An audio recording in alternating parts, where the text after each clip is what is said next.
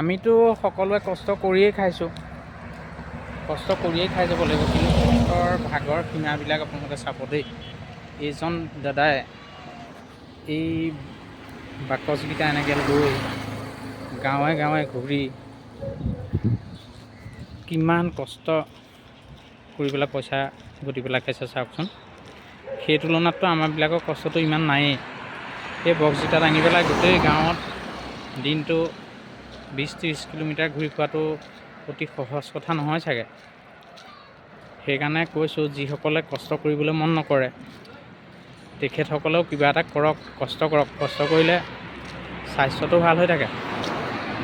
সেই স্বাস্থ্য ভাল হ'বলৈ হ'লে এলাহৰ জীৱন পৰিত্যাগ কৰিব লাগিব।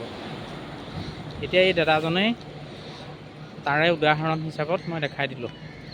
কষ্ট কৰিবলৈ মন নকৰাসকলে এবাৰ অন্ততঃ এই দাদাৰ ভিডিঅ'টো চাব, যে ইমান কষ্ট কৰে সকলোৱে, গতিকে আমিনো অলপ হ'লেও কষ্ট কৰিব কিয় নোৱাৰিম। ঠিক আছে, সকলোকে মই দেখাই দিলোঁ, কিছুমান আচৰিত বস্তু দেখাই দিওঁ। ঠিক আছে, আপোনালোক সকলো ভালে থাকক, কষ্ট কৰি যাওক, সকলোৰে দিনটো শুভ হওক।